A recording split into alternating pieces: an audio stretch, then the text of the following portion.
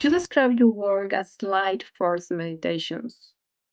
How do these meditations concentrate awareness and connect to this descent of conscious force? Well, we'll take a breath with that one, won't we? Yes. So I'm always very conscious of when we're talking about consciousness or light or meditation that it's just not, I mean, I've been talking about this or working with this for years, and I still pause because it's just not so easy to bring the quality of an inner experience into language, right? But we'll do our best. So I call it light fire meditations because it's the experience that of opening, let's just say it this way, being open or opening to a consciousness, to an expansive consciousness or a concentration of consciousness that can be experienced in many ways, but one way is a descent. And one way is a descent from an overhead consciousness. Sometimes it's called an upper room, sometimes it's called a thousand-petaled lotus chakra. So there are many traditions that talk about the descent of consciousness, and it can be experienced. And many people come to this different ways. Some of us have more formal training, some of us just experience it, right? So that's why I call it light fire meditations, and that's the experience of it. Now, once you're practicing that, once you're setting aside time to open to that inner experience of going within and opening to a truer, deeper, wider consciousness, something starts to happen. Your experience is validated, right? So then that's kind of an incentive to continue to explore. And that's what this is. It's an exploration. It's an inner exploration. So I'll start there. And if you want to ask me if I've not explained it or need to go farther, let me know. Okay, thank you. So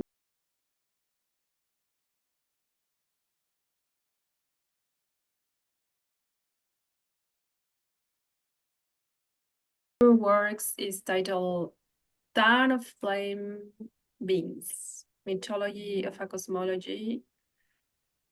What inspired this evocative title, and how does it connect to the concept of power, forces, and entities in your work? So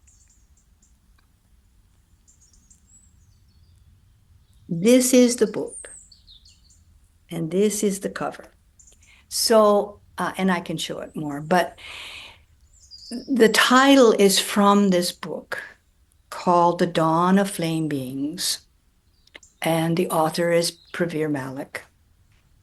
And I was given the opportunity to illustrate concepts about light and the manifestation of light. This particular one is the cover. Again, I'll show, and we can show it later as well. I want to make sure. So it is, I wanted to show the flame beings. What are the flame beings? Well, they can be our own future evolution, or they could be our own beingness. They could also be beings that are helping humanity's evolution. So I created them in a way that they can radiate, that they seem timeless, and yet they could affect manifesting in time and affecting evolution. And I put different aspects of light into the cover. The overhead sun, which is indicative of the divine, the overhead chakra or center emanating light. There's a beautiful eye in the center of the cover, which symbolizes the creation, uh, the creator and the creation. So I brought in as many aspects of light and symbols of light to support this concept of the dawn of flame beings.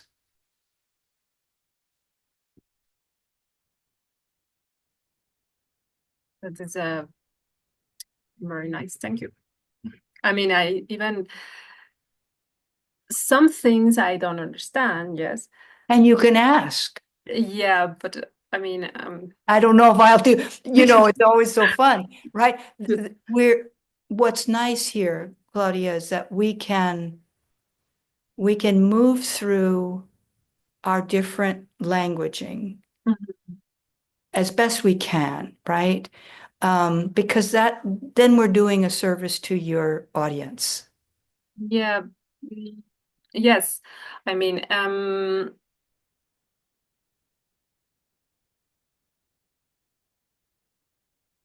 this concept of flame and divine psychic being, I mean, all these kind of things. I know. I mean, I study with you certain things, but I'm not sure if everybody will understand. I mean, Well, let's say this. The flame being concept is actually the title, and it's a mythology based on a cosmology of light that Previer created. So, in that sense, you could say, well, I don't understand what a unicorn is, right? yes. Well, I don't. And so if you take it that at that level, like this particular author that's very seasoned in both integral yoga and in quantum reality, decided to take those concepts of quantum realities and light-based understandings and created some mythology to explore that. Then your audience may say, well, okay, then I'm not having to see this as a real thing. We're just doing some exploring and creating some very unusual ideas around light and Okay. beings. So that kind of, I think it takes it out of the what the heck is this uh, category, right? You don't have to buy into it. You can just say, oh, someone's creating a myth. And it Okay. might be interesting to explore that. So in this case, I mean, the book, I mean, you sell the book or they can find the book in another place. Amazon. It's on And Amazon under Praveer Malik, Malik. so you collaborate. I mean, Yes. you you did this illustration in the because they ask you, they commissionate you, and you feel, I mean, you read the book and you say, okay, this is what I feel about it. Yes. And there was this is very, very remarkable. When Praveer he asked me to do 2 books. When he asked me, the other book is much more about quantum reality, quantum science. And I'm like, ooh, I'm a lay person, very much. but Pravir and I also know each other from the integral yoga community, and we know a lot about the teachings of Sri Aurobindo and the Mother and many of their understandings of consciousness. So I thought, well, we at least would have that language to start with. So I asked Pravir, I said, Pravir, I don't do photographs anymore. I'm doing illustration graphics. I said, I may not understand what you are saying, but I can imagine it. Is that good enough? And he said, yes. Okay, Collaboration was impeccable. great. And I mentioned that for other artists who may work with themes and subjects that they may not have a background in, but they can ask that question. I may not understand, but can I imagine? Because that, not in all cases, but in some cases, that can start the collaboration working.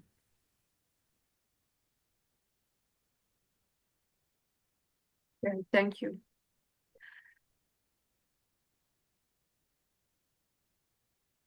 If you have more questions, I mean the public. We'll give my email at the Yeah, end. please. I mean, I sometimes like saturate some, like I just lost my lines there, so, or don't follow it very well. So, what role does the brightness of soul power play in influencing your visual meditation? Now it's back. Yeah, I could hear now.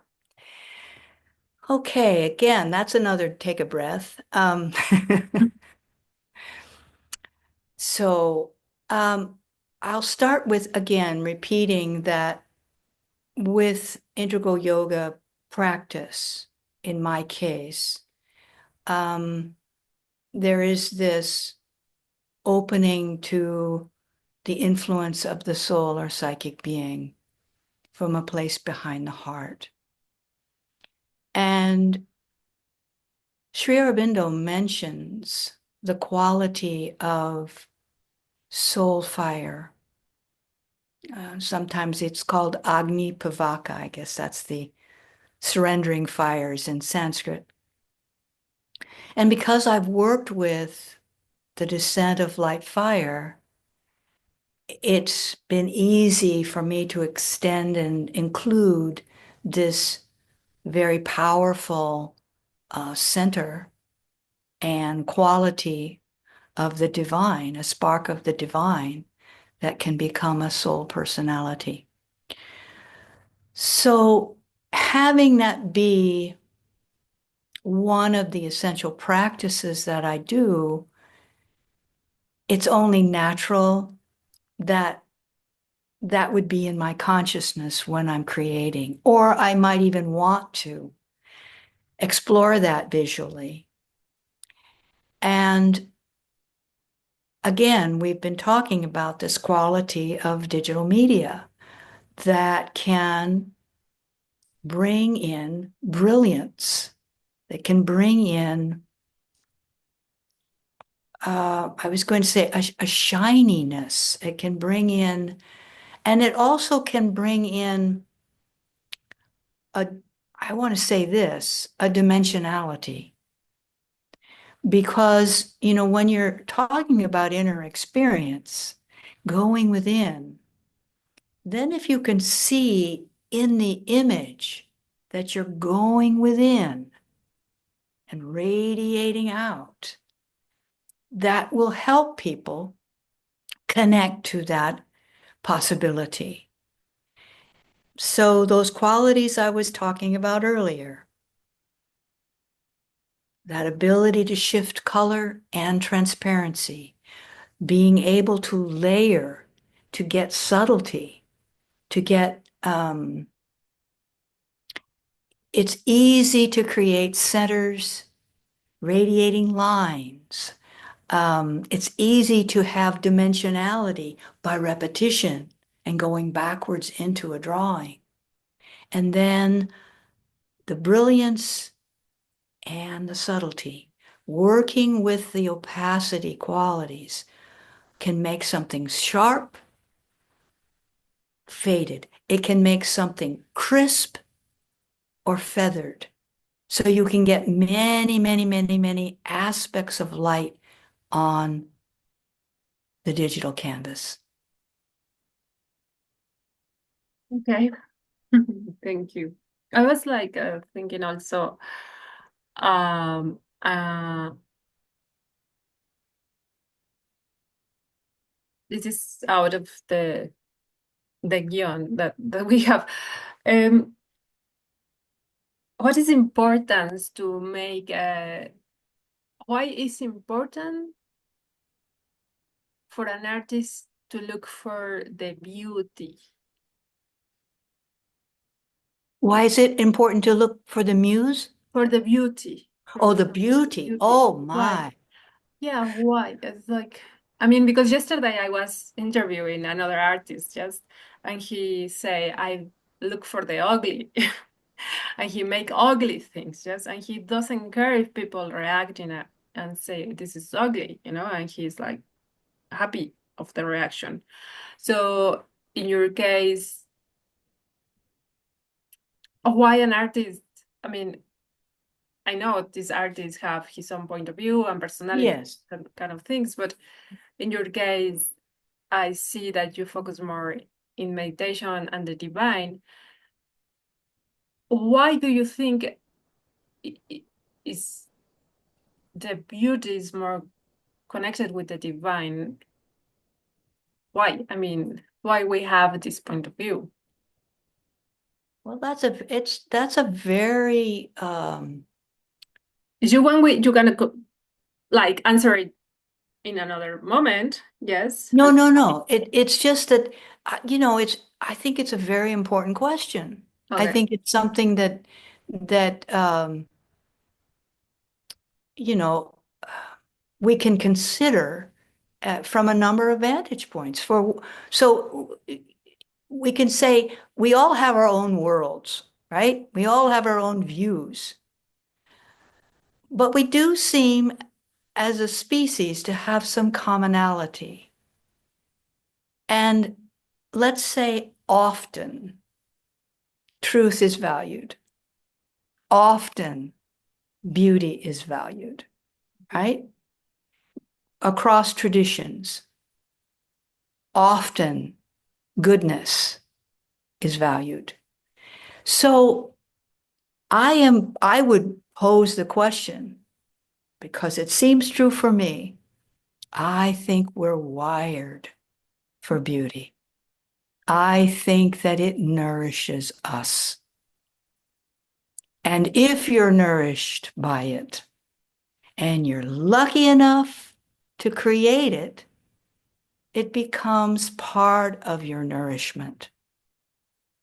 Now, that's just my opinion. But I feel that certainly, Mother and Sri Aurobindo talked about supporting artists and the need for beauty in art as part of the spiritual growth. So let's just say there's some traditions that value beauty. Um, but I feel that also if you're doing a process of transformation, right? If you're, however you're doing it, you're doing a process of you're transforming your consciousness, you're growing. Um, for me, the ugliness tends to move on out and not be part of my growth. So that would be another consideration. Okay. Thank you. Good question. So do you want to continue or do you want to stop now here? Where are we on? Do you want to do one more question? Okay. That should be good.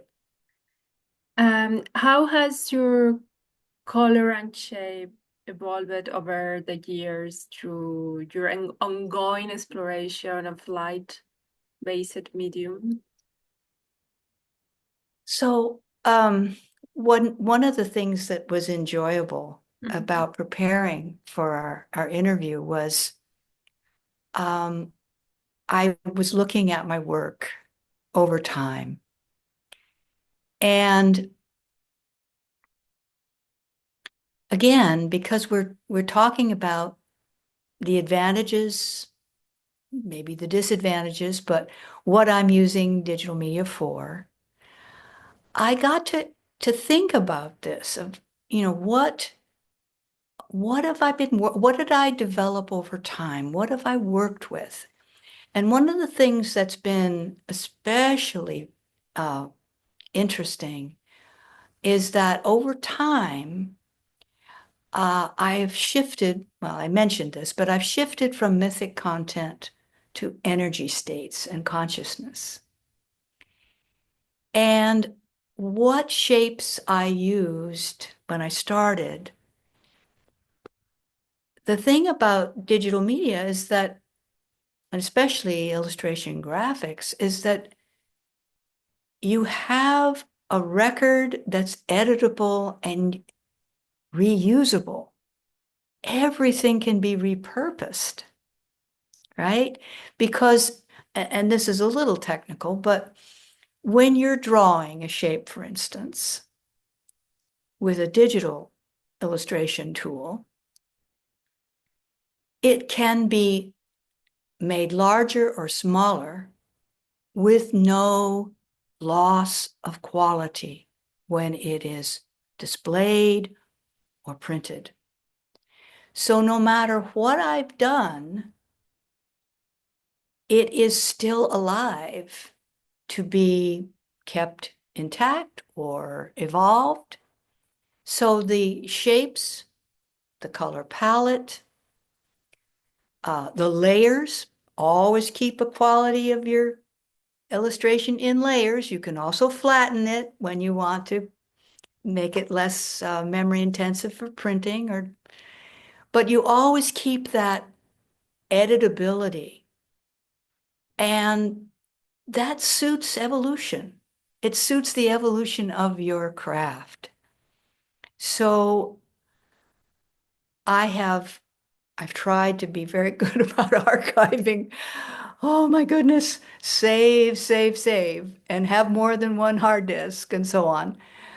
But it's been very interesting that to watch the evolution of the shapes, watch the evolution of the colors, and I've often mentioned this, I have a library, not only of colors, but I have a library of shapes. I have a library of patterns, which are smaller shapes in symmetrical um, squares. So this is a medium that allows for building a library of your work that can move forward. It can change and move forward. So it's very interesting that it has an evolutionary component.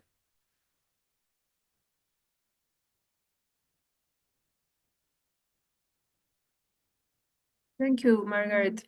Yes, the library of a professional, probably like you, more than 4 years. I don't know how many years you have in this work. Well, since 1989, Wow, so it's a lot. yeah, yeah, and so but there's also the pruning, right? There's also what you're letting go of. So Mhm. it's not just save, save, save. It's, oh, I've explored that. That may be an older form or yeah, so you get to see that too. Yes, you can say, oh, I go retro this time, or I go into futuristic. Yeah, I go into Right, right. You can time travel. You transfer in definitely the can shape. time travel. And yeah, because I mean, I guess this kind of the connection with the divine. I mean, yeah, which I think because uh, I myself, when I am writing, I observe that sometimes I connect with a source and kind of other people in the world is doing the same, yes. And I say, oh my gosh, yes, what is happening? It's just that we connect to a kind of source, and Yes, you're saying you're connecting to your source, yes, right? Yes. and but probably sometimes is the shape is different. I mean, depends of the year. I'm not sure what the influence of the planets or what happened. There's so many forces at work, Yeah, right? that's There's so many. And that's part of it, having some discrimination with your okay. inspiration. Well, Oh, okay. do I want this? Is this coming from a place that I want to? Is this something that maybe I would want to let go of? So it's that too. But I think over time, you do get a sense of what is, shall we say, a truer source, or a Wow. truer inspiration, or more in alignment with the authentic quality that that we're talking about. Yes, I guess with the experience that you have with this, I mean, you have more, yeah, you know more every day what is Yes. truth for you. Like, It is cumulative. That is a good thing. You build on your inner experiences. You can honor and follow your inspiration and your intuition, and you get a sense of when it's on track for you. And that can take you over those rough times, right? exactly. That can be a very important quality that nurtures you and supports you in your creative process. Okay. Okay, Margaret, for this time, I think we coming Yes, we're good. over some questions. So see you tomorrow.